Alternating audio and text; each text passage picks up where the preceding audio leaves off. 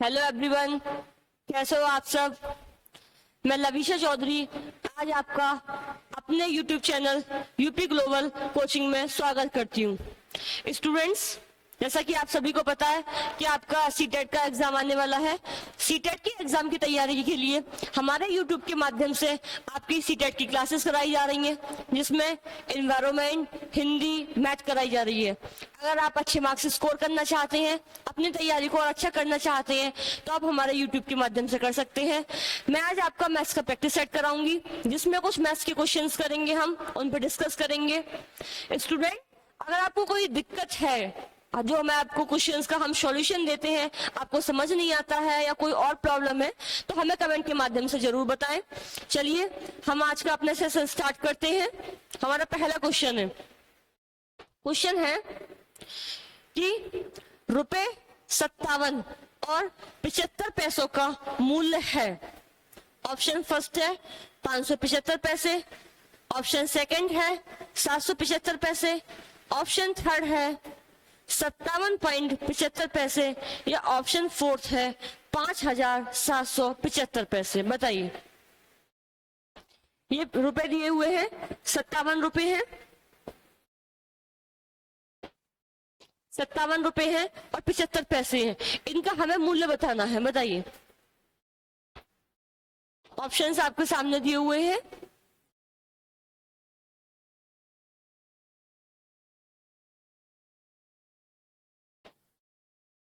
देखिए, यहाँ पे जो 75 है ये पैसे में दिया हुआ है और 57 है ये रुपए में दिया हुआ है, तो हम 57 को भी पैसे में चेंज कर लेते हैं। 5700 पैसे, और इसमें जब हम 75 पैसे और ऐड करेंगे तो ये हो जाएगा हमारा 5775। जो टोटल मूल्य होगा 57 रुपए और 75 पैसे का, वो होगा 5775 पैसे। जो ऑप्शन डी है वो इसका बिल्कुल सही आंसर है, 5775 पैसे। देख लिया अगला क्वेश्चन। अगला क्वेश्चन है 4, 5 और 6 का सबसे छोटा सर्वगुणज और 5, 6 और 9 का सबसे छोटा सर्वगुणज का अंतर है। ऑप्शन है option first 30, option second 45, option third 48, या ऑप्शन फोर्थ 60। जो सबसे छोटा सर्वगुणज है, सबसे छोटा सर्वगुणज,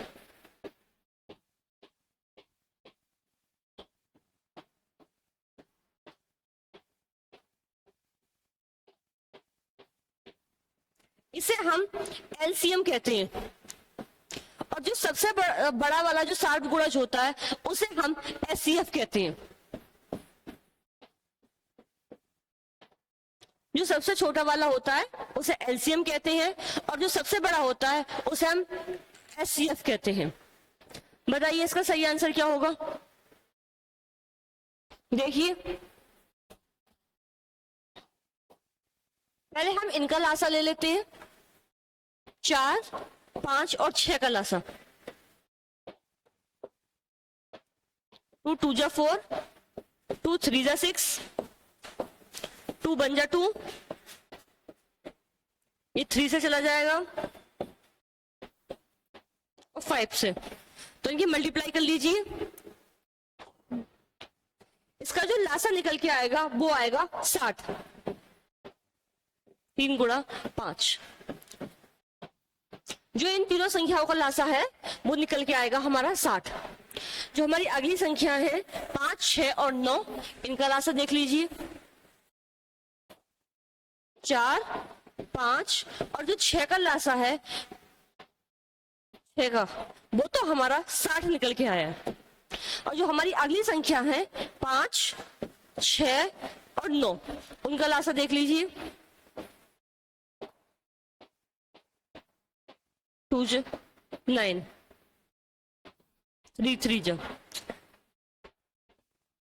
5, 2 1, 2 से देख लीजिए, 5 1 1 और 5 से 1 1 1। अब आप देख लीजिए, 5 2 जा 10, 3 जा 30, 3 जा 90। जो हमारा एलसीएम है 5, 6 और 9 का, वो हमारा 90 निकल के आएगा। इनने पूछा है, अंतर पूछा है कि इसका जो लासा है और इसका लासा है, इनका अंतर क्या होगा। जो अंतर निकल के आएगा वो हमारा 30 निकल के आएगा। जब 90 में से 60 जाएगा तो हमारा 30 बचेगा। जो हमारा ऑप्शन है ए, वो बिल्कुल सही है। जो इसका एलसीएम है तीनों संख्याओं का, वो 60 है और इन तीनों संख्याओं का एलसीएम जो है वो है 90। 5, 6 और 9 का जो एलसीएम है वो है 90। जब इनका अंतर पूछा जाएगा, 90 में से जब 60 जाएगा तो 30 बचेगा। जो इसका सही आंसर है वो ऑप्शन फर्स्ट, 30 इसका सही आंसर है। अगला देखिए, क्वेश्चन है 3488 को 12 से भाग करने पर प्राप्त शेषफल और 2478 को 11 से भाग करने पर प्राप्त शेषफल में अंतर है। ऑप्शन है, ऑप्शन फर्स्ट है 5, ऑप्शन सेकंड 6, ऑप्शन थर्ड 7 या ऑप्शन फोर्थ 3। बताइए। जब हम इस संख्या को 12 से भाग करेंगे तो जो शेषफल बचेगा, और जब हम इस संख्या को 11 से भाग करेंगे तो जो शेषफल बचेगा, उन दोनों का अंतर क्या है ये बताना है। ऑप्शंस दिए हुए हैं 5, 6, 7 और 3। बताइए। देखिए, जो संख्या है 3488, इसको 12 से भाग करिए। 12 दूनी 24, फिर 9 बढ़ जाएगा 108, जो बचेगा रिमेनिंग वो 8 बचेगा। जो शेष बचेगा इसमें वो 8 बचेगा। अगली संख्या देख लीजिए, और जब हम इसे 11 से भाग करेंगे तो 11 दूनी 22 जाएगा, 2 बचेगा, फिर 2, 5 बचेगा, 8 आ जाएगा, 11 पंजे 55, तो यह हमारा 3 बचेगा। जो इसका रिमेनिंग है वो है 5 और जो इसका शेष बचा है वो हमारा 3 बचा है। जब हम 5 में से 3 को घटाएंगे, सॉरी 8 में से जब हम 3 को घटाएंगे तो हमारा जो निकल के आएगा वो 5 निकल के आएगा। जब हम इस संख्या को 12 से भाग करेंगे तो हमारा जो शेष बचेगा वो 8 बचेगा। जब इस संख्या को 11 से भाग करेंगे शेष हमारा 3 बचेगा। 8 में से जब हम 3 को घटाएंगे तो 5 बचेगा। इसका जो सही आंसर है वो है फर्स्ट, 5 इसका सही आंसर है। अगला क्वेश्चन देखिए, क्वेश्चन है दो संख्याओं का योगफल तथा गुणनफल क्रमशः 11 और 18 है, तब इन संख्याओं के व्युत्क्रमों का योग है। ऑप्शन है, पहला ऑप्शन देखिए 9/11, सेकंड ऑप्शन 11/2, थर्ड ऑप्शन 18/11 और फोर्थ ऑप्शन 11/18। बताइए।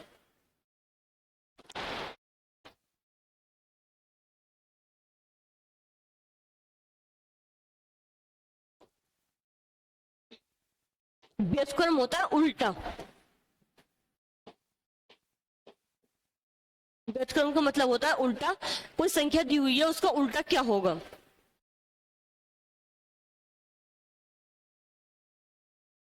देखिए, एक संख्या है, कोई संख्या वो है x और एक संख्या है वो है y।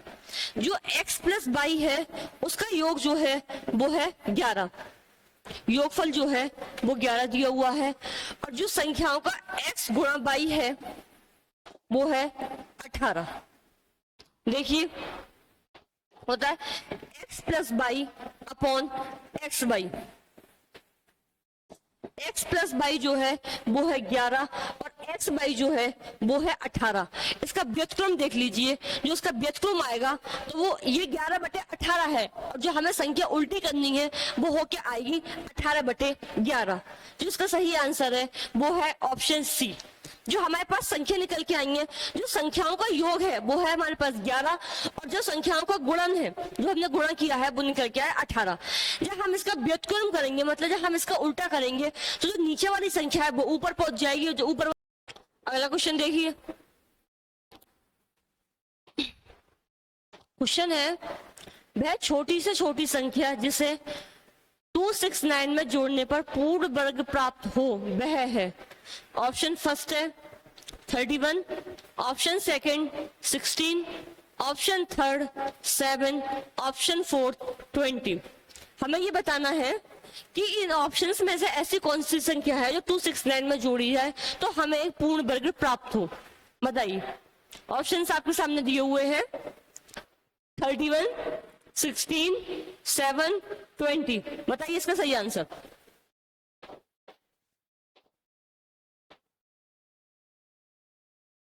देखिए, हम ऑप्शन से चेक करके देख लेते हैं। 269 में आप 31 जोड़िए, 0, 0 और 3, 300 किसी का वर्ग नहीं होता, तो ये ऑप्शन हमारा नहीं होगा। ऑप्शन सेकंड देखिए, 269 में 16 जोड़िए तो 5 आ जाएगा, 7 आ जाएगा, 8 और यहाँ 2 आ जाएगा। 285 वर्ग नहीं होता, 275 जो होता है वो 15 का स्क्वायर होता है। 285 तो किसी का नहीं होता, 285 नहीं होता, 275 जो होता है वो 15 का स्क्वायर होता है, इसलिए जो संख्या 16 है ये भी नहीं होगी हमारी। अगला देखिए, 269 में 7 जोड़ कर देखिए, 6, 7 और 2।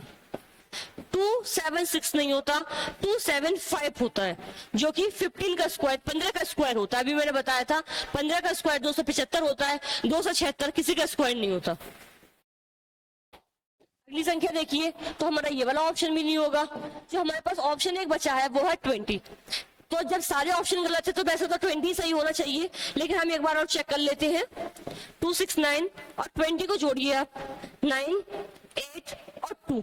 जो 289 होता है ये हमारा 17 का स्क्वायर होता है, 17 का। तो हमारा सही आंसर जो होगा वो होगा 20। ऑप्शन फोर्थ इसका सही आंसर होगा 289। ये जो हमारा 17 का स्क्वायर होता है, 17 का वर्ग। अगला क्वेश्चन देखिए, क्वेश्चन है रूबी के गुल्लक में केवल 50 पैसे तथा 1 रुपए के सिक्के हैं तथा दोनों प्रकार के सिक्के की संख्या समान है।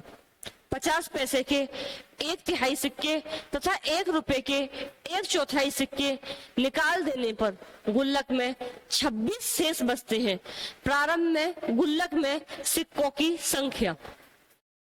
ऑप्शन है, ऑप्शन फर्स्ट है 36, ऑप्शन सेकंड 60, ऑप्शन थर्ड 54 और ऑप्शन फोर्थ 48। ऑप्शन फोर्थ है वो है 48।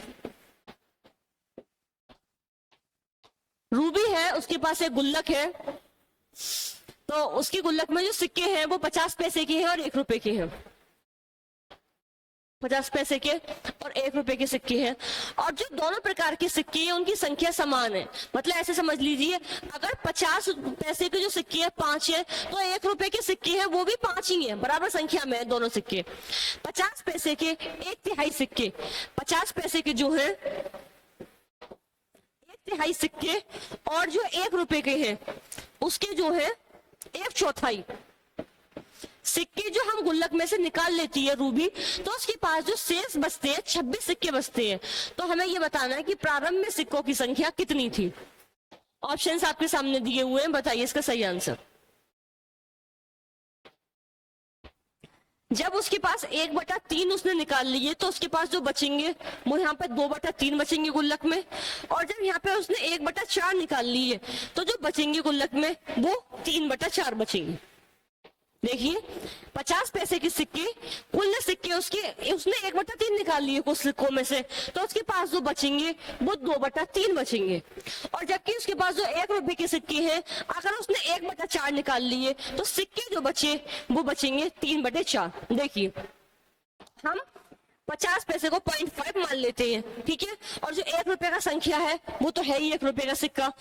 जो 1/4 है और जो 3/4 है, इसका हम लासा ले लें। देखिए, 1/4 प्लस 3/4, जो इसका लासा जो निकल के आएगा 1/3 और 1/4, 1/3 और जो 1/4 है इसका लासा जो निकल के आएगा वो हमारा 12 निकल के आएगा। तो हम इसलिए जो सिक्कों की संख्या है वो भी हम 12 मान लेते हैं, 12, क्योंकि हमें अभी पक्का नहीं पता है कि हमारे पास कितने मतलब पैसे सिक्के थे पहले, तो हमें पता करना है। उसके लिए जो हम सिक्कों की संख्या है वो 12 मान लेते हैं, और ये 12 हमारे पास 1/3 और 1/4 का लासा लेने पर आया। देखिए 12 हमारे पास सिक्के हैं, उसमें से 2/3 उसके पास बचे हुए हैं।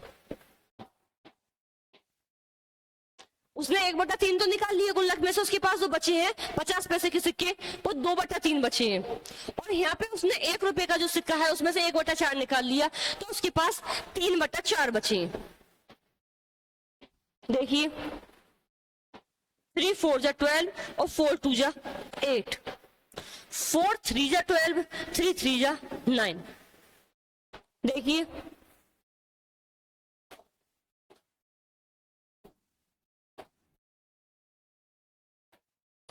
अब इसके पास जो सिक्के हैं वो 8 है, लेकिन संख्या जो है वो 4 आएगी, क्योंकि जैसा अगर हमारे पास 50-50 पैसे के 2 सिक्के हो, 50-50 पैसे के 2 सिक्के, तो संख्या तो जो हमारी निकल के आई वो 1 रुपये तो हुआ। सिक्के बेशक उसके पास 8 है, लेकिन जो रुपए बनेंगे वो 4 ही तो बनेंगे। हमारे पास अगर 50-50 पैसे के 2 सिक्के होते हैं, सिक्का बेशक हमारे पास 50-50 पैसे के 2 है, ये एक सिक्का है, एक ये सिक्का है। अगर हमसे कोई पूछे कि तुम्हारे पास कितने रुपए हैं, तो संख्या तो हमारी एक ही तो निकल के आएगी, रुपया तो एक ही बनेगा, सिक्के चाहे बेशक 2 है। ऐसा यहाँ पे हुआ है, सिक्के उसके पास 8 है, लेकिन जो संख्या निकल बन के आएगी वो उसकी बनेगी यहाँ पे 4। देखिए हम देख लीजिए 4, और यहाँ पे जो उसके पास सिक्के हैं वो 1 रुपए का है, तो जो 1 रुपए के 9 सिक्के हैं तो उनकी संख्या तो 9 ही रहेगी, तो ये आप जोड़ेंगे तो वो निकल के आएगा 13। हमारे अनुसार जो है वो 13 सिक्के बने हैं, लेकिन जो इनके अनुसार जो सिक्के बने हैं वो है 26। हमारे अकॉर्डिंग जो सिक्कों की संख्या निकल के आई है वो 13 है, ये रही, और जबकि इनके अनुसार जो सिक्के हैं वो है 26। तो सिक्कों का मान देख लीजिए, 2 निकल के आई है वैल्यू। अब यहाँ पे देख लीजिए उसके पास 12 सिक्के ये थे और 12 ये थे। हमने पहले सिक्कों की जो संख्या मानी थी, लासा लेके निकाला था, वो 12 निकल के आए थे। तो 12 सिक्के हमने ये माने थे और 12 ये माने थे।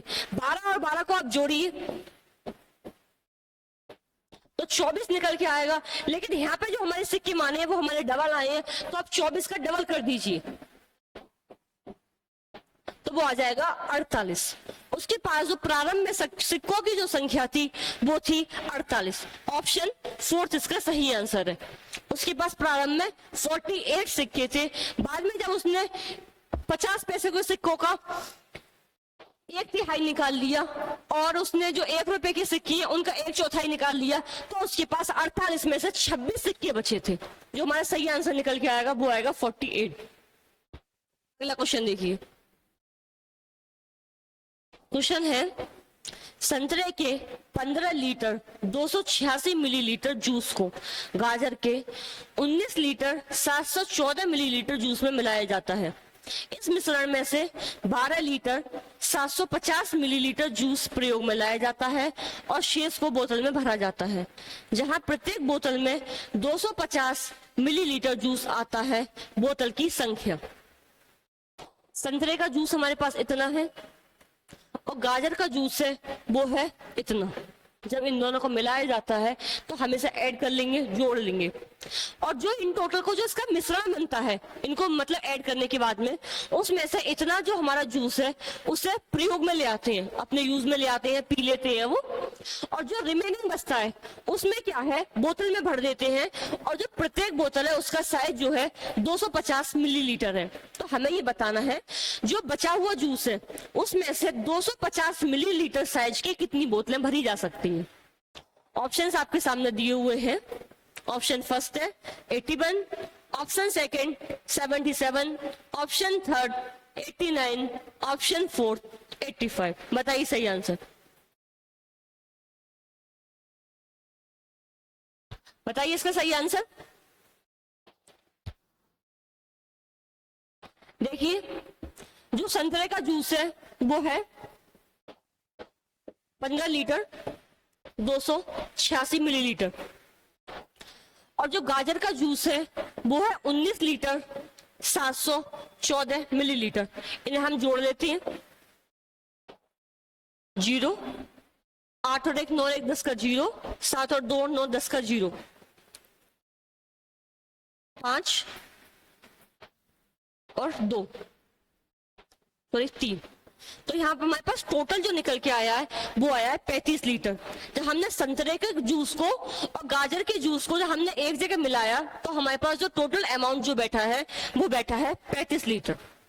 35 लीटर जो जूस है उसमें से 12 लीटर 750 मिलीलीटर यूज में आ जाता है। 35 लीटर जो है, कलर चेंज कर लो, उसमें से 12 लीटर 750 मिलीलीटर यूज में आ जाता है। उसके पास बाकी कितना बचा, 0, 5, 2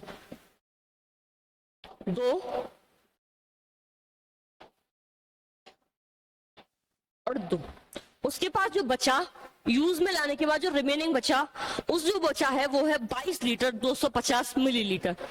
जो ये बचा है, पहले हमने जो टोटल था वो निकाला, वो हमारा 35 लीटर निकल के आया। 35 लीटर में से जो ये वाला है ये हमने इस्तेमाल में ले लिया। इस्तेमाल में लेने के बाद में जो हमारे पास बचा है वो निकल के आया है 22 लीटर 250 मिलीलीटर।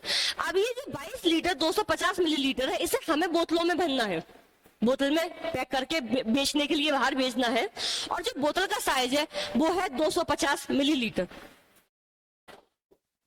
तो हमारा 22 लीटर 250 मिलीलीटर है, इसे हम मिलीलीटर में चेंज कर लेते हैं तो ये आ जाएगा हमारा 22250। और जो हमारी एक बोतल है उसका जो साइज है हमारा 250 मिलीलीटर है, हम जब इससे डिवाइड करेंगे 0 से 0 जाएगा,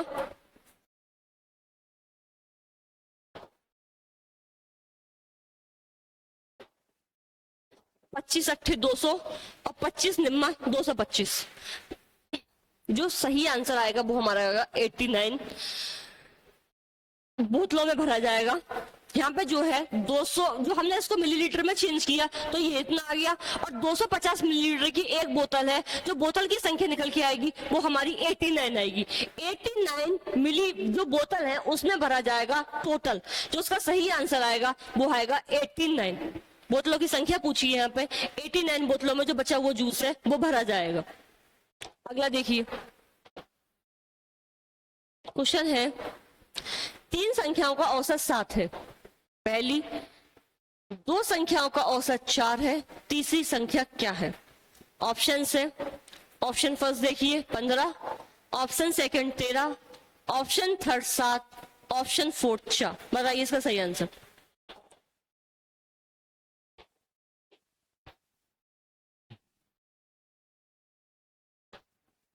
जो पहली 3 संख्याएं दी हुई हैं उनका औसत जो है 7 है। अगली जो 2 संख्याएं हैं उनका ऑप्शन औसत जो है 4 है। हमें तीसरी संख्या बतानी है, तीसरी संख्या क्या होगी? देखिए जो 3 संख्याएं हैं उनका औसत जो है 7 है, 7 3 जा 21।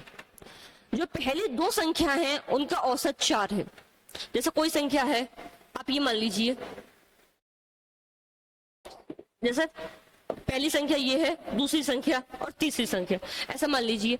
इन तीनों संख्याओं का औसत जो है वो है 7 है।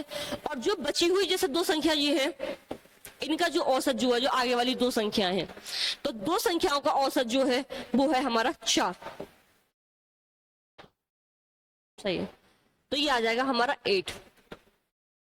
ये पूछ रहे हैं कि तीसरी संख्या क्या है, ऐसा माइनस कर लीजिए। जो तीसरी संख्या आएगी वो हमारी 13 निकल के आएगी, 13। ऑप्शन 20 का सही आंसर है, 13 इसका सही आंसर है। पहली जो 3 संख्याएं हैं उनका औसत हमारा 21 है। जो बाद मतलब जो टोटल 3 संख्याएं हैं उनका औसत 21 है। और जो पहली 2 संख्याएं हैं उनका औसत 8 है। इनने पूछा है तीसरी संख्या क्या है, तो तीसरी संख्या जो है वो है 13। इसका 13 जो है बिल्कुल सही आंसर है। अगला क्वेश्चन देखिए, क्वेश्चन है, कारखाने में कार्यरत कुछ लोगों की आयु वर्षों में निम्न प्रकार है: 31 वर्ष, 41 वर्ष, 28 वर्ष, 54 वर्ष, 34 वर्ष, 27 वर्ष, 23 वर्ष, 33 वर्ष, 35 वर्ष और 42 वर्ष। कोई कारखाना है, उसमें जो लोग काम करते हैं उनकी आयु ये दी हुई है। कोई 31 साल का है, कोई 41 साल का है, कोई 28 साल का है। कारखानों में काम करने की जो मतलब निम्नतम आयु है वो लोग जो है 18 साल से ऊपर के कार्य करते हैं। हाँ, इसमें 18 साल का कोई नहीं है, तो सही है। जो लोग यहाँ कारखानों में कार्य कर रहे हैं वो कोई ऐसा बच्चा नहीं है जो बाल श्रम निषेध में आता हो, सब 18 साल से ऊपर के ही हैं। तो ये उन लोगों की आयु दी हुई है। तो इन्हें पूछा है कि परिसर क्या है, परिसर बताना है हमें। ऑप्शंस दिए हुए हैं। पहला ऑप्शन है 31 वर्ष, दूसरा ऑप्शन 35 वर्ष, तीसरा ऑप्शन 23 वर्ष और चौथा ऑप्शन 20 वर्ष। बताइए इसका सही आंसर बताना है। बताइए क्या इसका सही आंसर?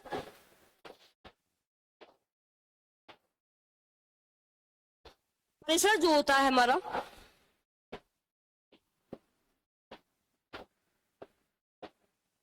इसमें जो है सबसे बड़ी आयु है, जो मतलब जो हाईएस्ट आयु है, परिसर ऐसे निकलेगा जो हाईएस्ट डिजिट है, हाईएस्ट आयु है,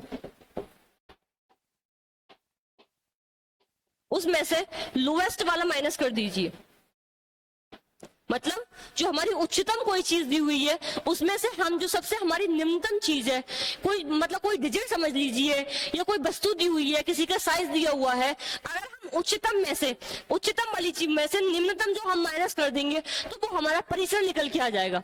अब हम यहाँ पे देख लीजिए जो सबसे हाईएस्ट है वो हमारा 54 है, 54 जो है यहाँ पे वो सबसे हमारा हाईएस्ट है। और जो हमारा सबसे लोएस्ट है वो हमारा 23 है। जो हाईएस्ट जो है हमारा वो यहाँ पे हमारा 54 है और लोएस्ट जो है वो हमारा 23 है। माइनस कर लीजिए आप, 4 में से 3 जाएगा, 1 बचेगा, 5 में से 2 जाएगा, 3 बचेगा। जो परिसर है हमारा वो 31 निकल के आएगा। 31 इसका सही आंसर है। परिसर जो रहता है जो उच्चतम है, हाईएस्ट है, उसमें से जब हम लोएस्ट माइनस करते हैं तो हमारा परिसर निकल के आता है। जो हमारा यहाँ पे परिसर निकल के आया है वो है 31। 31 इसका बिल्कुल सही आंसर है। अगला क्वेश्चन देखिए। कोई धन साधारण ब्याज की दर से 2 वर्ष में 500 रुपए तथा 4 वर्ष में 900 रुपए हो जाता है, वह धन है। ऑप्शन फर्स्ट है 100 रुपए, ऑप्शन सेकंड 200 रुपए, ऑप्शन थर्ड 300 रुपए, ऑप्शन फोर्थ 400 रुपए। कोई धन है जो कि 2 साल में जो है 500 रुपए हो रहा है और 4 साल में जो है 900 रुपए हो रहा है। हमें बताना है वो धन क्या है। बताइए, ऑप्शंस आपके सामने।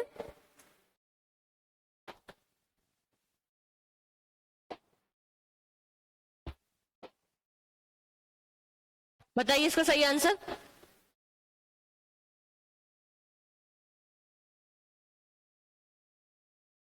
देखिए जो साधारण ब्याज है उसका फॉर्मूला जो होता है SI equals to P into r into t. P जो है वो यहाँ पे प्रिंसिपल है, R जो है यहाँ पे रेट दर है और T जो है यहाँ पे समय दिया हुआ है। प्रिंसिपल गुणा रेट गुणा समय, जो डिवाइड करते हैं वो 100 से करते हैं। यहाँ पे जो है कह रहे हैं कि कोई धन जो है 500 रुपए है, 2 साल में 500 रुपए हो जाता है। कोई धन है, धन नहीं बताया गया यहाँ पे, 2 साल में 500 रुपए हो रहा है। देखिए सही बराबर प्रिंसिपल भी नहीं दिया हुआ है, रेट भी नहीं दिया हुआ है और समय जो है हमारा वो 2 साल दिया हुआ है। इक्वेशन फर्स्ट बनती है ये। इक्वेशन सेकंड देखिए, जो यहाँ पे धन, जो धन नहीं दिया हुआ जो हमें निकालना है वो 4 वर्षों में 900 रुपए हो रहा है।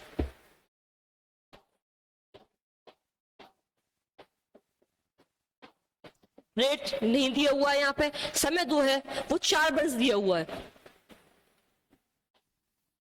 Equation second.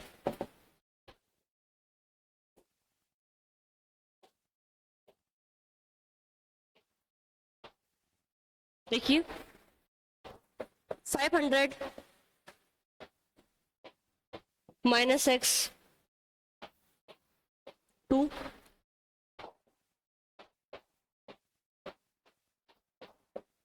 जो हमने इक्वेशन फर्स्ट और सेकंड से लिया है, समीकरण 1 और 2 से लिया है। उसके बाद जो हो जाएगा यहाँ पे 2 2 जा 4 बार जाएगा, तो ये हो जाएगा 500 माइनस 2x बराबर, इसको रफ कर दे रही,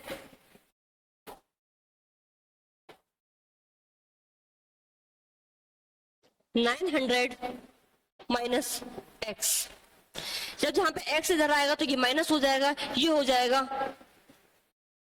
सॉरी है 1000 होगा। जब हमारा x इधर आएगा तो ये माइनस हो जाएगा, यहाँ पे x इक्वल्स टू हो जाएगा 1000 माइनस 900, और जो x की वैल्यू है वो हमारी 100 रुपए आएगी। जो हमारा मूलधन है वो आ जाएगा 100 रुपए। 100 रुपए का जो धन है वो 2 साल में 500 रुपए हो रहा है, और जो 4 साल में जो है 900 रुपए हो जाता है। इसका सही आंसर जो है वो है 100 रुपए। अगला क्वेश्चन देखिए, क्वेश्चन है विकास 56 विद्यार्थियों की कक्षा को गणित पढ़ाता है। उसका ये विश्वास है कि यदि परीक्षा के तुरंत बाद प्रत्युष्टि फीडबैक दी जाए तो वह प्रभावी होती है। वह 10 अंकों की एक छोटी कक्षा परीक्षा का आयोजन करता है। प्रभावी तरीके से प्रत्युष्टि फीडबैक देने का सबसे अच्छा तरीका कौन सा है? ऑप्शन है, ऑप्शन फर्स्ट है वह विद्यार्थियों को एक दूसरे के उत्तर की जांच करने दे। ऑप्शन सेकंड है वह प्रत्येक सवाल के हल को बोर्ड पर समझाए और विद्यार्थियों से कहे कि वे स्वयं अपने उत्तर को जांचें। ऑप्शन थर्ड है वह पूरी कक्षा के लिए चर्चा का आयोजन कर सकता है कि वे किन तरीकों से अपने उत्तरों पर पहुंचे और सही उत्तर पर पहुंचने की प्रभावी युक्ति कौन सी है। और ऑप्शन फोर्थ है वो है वह यादृच्छिक रूप से किसी भी एक कॉपी का चयन करें और बोर्ड की सहायता से उस कॉपी में उत्तर प्राप्त करने की विधि पर चर्चा करें। बताइए इसका सही आंसर। कोई विकास टीचर है, उस जो है 56 बच्चों की क्लास चलाता है, क्लास में जो पढ़ाता है वो कहता है कि अगर बच्चों से मतलब फीड टेस्ट लिया जाए, पेपर्स के तुरंत बाद, परीक्षा के तुरंत बाद अगर फीडबैक जो है वो दी जाए तो प्रभावी होती है। मतलब जैसे कि पेरेंट्स टीचर मीटिंग वगैरह रखी जाती है, जो हमारे यूनिट टेस्ट होते हैं, FA1 या SA1 होते हैं, उनके बाद में जो पेरेंट्स मीटिंग्स होती हैं जिसमें हमारे मार्क्स वगैरह दिखाए जाते हैं, तो वो कहता है कि ये जो है हमारा प्रभावी होता है।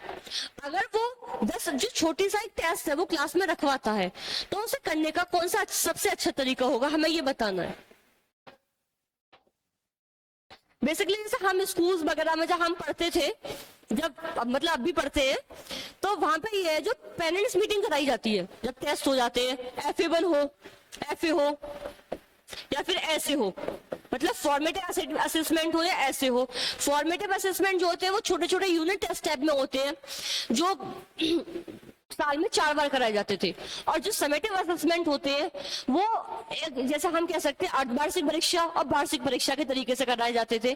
इनको कराने के बाद में जो है पेरेंट्स मीटिंग कराई जाती है, जिसमें जो बच्चे का रेस्पॉन्स दिखाया जाता है कि आपके बच्चे का क्या रेस्पॉन्स रहा है, किस सब्जेक्ट में कैसे मार्क्स रहे हैं, किसमें अच्छा रेस्पॉन्स है, उसकी एक्टिविटीज कैसी रही है, करिकुलम एक्टिविटीज में कितना पार्टिसिपेट किया है। तो उससे जो हमारा पेरेंट्स है उनको ये पता चलता है कि हमारे बच्चे ने क्या सीखा, किस बच्चे में उसने अच्छा रिजल्ट दिया, किस सब्जेक्ट में, किस में ज्यादा अच्छा रिजल्ट नहीं दिया है, कहाँ उसकी पकड़ अच्छी रही है, कहाँ पकड़ कमजोर रही है। तो जो टीचर्स का मेन मोटिव होता है पेरेंट्स मीटिंग कराने का वो यही रहता है कि मतलब जो पेरेंट्स है वो भी अपने बच्चों के रेस्पॉन्स के बारे में, वो क्या एक्टिविटीज कर रहा है उसके बारे में जान सके। तो उसका सही आंसर जो होगा वो होगा ऑप्शन बी। वो कह रहा है कि प्रत्येक सवाल के हल को बोर्ड पर समझाए और विद्यार्थियों से कहे कि वे स्वयं अपने उत्तर को जांचें। उसका कहने का मतलब है कि उसने एक टेस्ट लिया क्लास में, टेस्ट के बाद में जो है बच्चे अपना फीडबैक कैसे चेक करेगा। तो वो कह रहा है कि उसने जो सम्स कराए हैं, पहले उन सम्स को जो कुछ बच्चे ऐसे हैं सम्स कर पाए होंगे, कुछ ऐसे हैं नहीं कर पाए होंगे। तो उसका कहने का मतलब है कि जो टेस्ट कराया है, जो क्वेश्चंस दिए उनको वो बोर्ड पे कराए, उसके बाद में बच्चों से कहे कि अपने अपने आंसर मैच करो, कि जो मेरा आंसर निकल के आ रहा है उससे आपके आंसर मैच हो रहा है या नहीं हो रहा है। तो उसका जो सेकंड आंसर है वो बिल्कुल ऑप्शन सेकंड जो उसका बिल्कुल सही आंसर होगा। अगला क्वेश्चन देखिए, क्वेश्चन है, गणित विषय में मूल्यांकन एक प्रक्रिया है जिसका आशय है बच्चों की कमजोरी का पता लगाना। ऑप्शन सेकंड, बच्चों में ये पता लगाना कि गणित में उनकी रुचि का समावेश है। ऑप्शन थर्ड, मूल्यांकन से अध्यापकों द्वारा बच्चों की शैक्षिक उपलब्धि का पता लगना। और ऑप्शन फोर्थ है उपयुक्त में से कोई नहीं। मूल्यांकन है वो एक प्रक्रिया है, उसके द्वारा हमें क्या आशय रखते हैं, मतलब क्या आशय है इसका, ये बताना है। बताइए, ऑप्शंस आपके सामने दिए हुए हैं।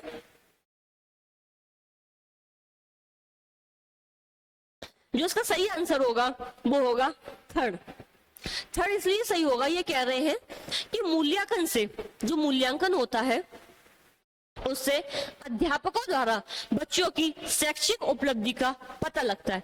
जो मूल्यांकन है इसके द्वारा जो टीचर्स हैं वो बच्चों की शैक्षिक, जो स्टडी से रिलेटेड है, जो उन्हें क्या क्या मतलब करिकुलम एक्टिविटीज ली है, उसका स्टडी में रिजल्ट कैसा है, इन चीजों का पता लगता है कि बच्चे का रिजल्ट कैसा रहा है, उसका मतलब ओवरऑल में रेस्पॉन्स कैसा रहा है।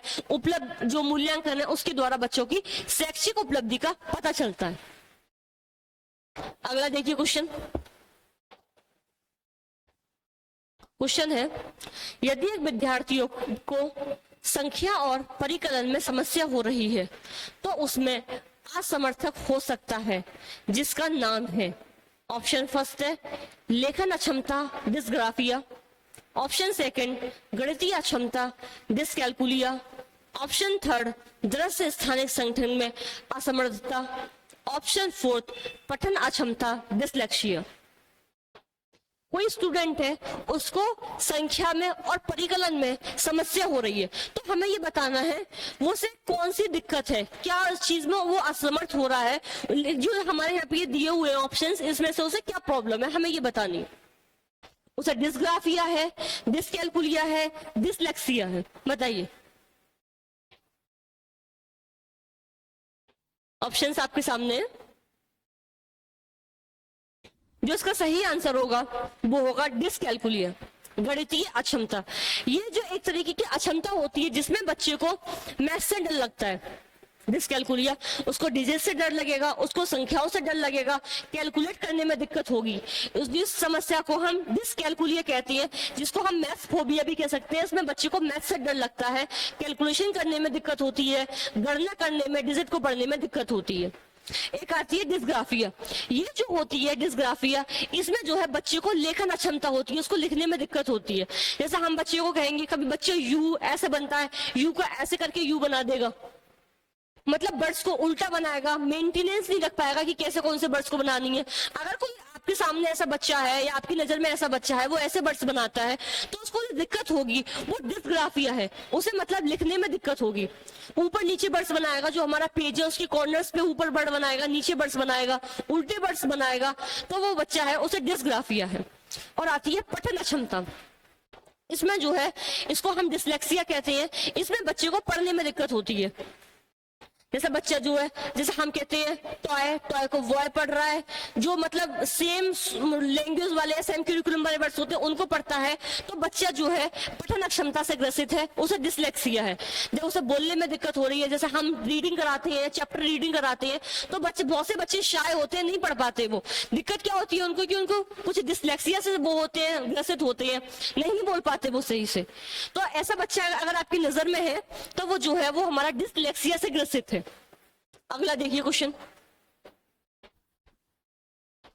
क्वेश्चन है, कक्षा 4 में क्षेत्रफल की अवधारणा का परिचय कराने के लिए शिक्षण कहां से प्रारंभ कर सकते हैं। ऑप्शन फर्स्ट है किसी आकृति में आने वाले इकाई वर्गों को गिनकर क्षेत्रफल की गणना द्वारा। ऑप्शन सेकंड अलग अलग आकृतियों के क्षेत्रफल ज्ञात करने के सूत्रों स्पष्ट करके। ऑप्शन थर्ड एक आयत की लंबाई और चौड़ाई को गुणा कर क्षेत्रफल की गणना द्वारा। ऑप्शन फोर्थ पत्ती, नोटबुक, टेबल आदि वस्तुओं के तलों की तुलना करना। बताइए, कोई बच्चा है वो कक्षा 4 में है, उसे क्षेत्रफल की अवधारणा का परिचय देना है, तो हमें कहां से स्टार्ट करना होगा ये बताना है। ऑप्शंस दिए हुए हैं, आप बताइए इसका ऑप्शन सही क्या होगा, बताइए इसका सही आंसर।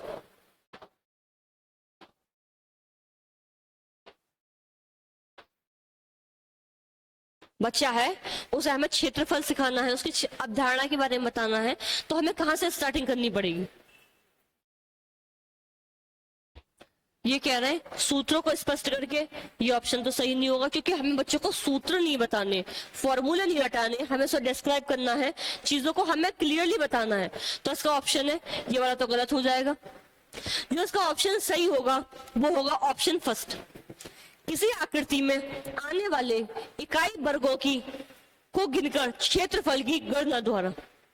जैसे कोई वो है, आकृति है, जैसे ये है, तो उसमें जो इकाई वर्ग है ये वाली है, इकाई वर्गों की गिनकर क्षेत्रफल की गणना द्वारा।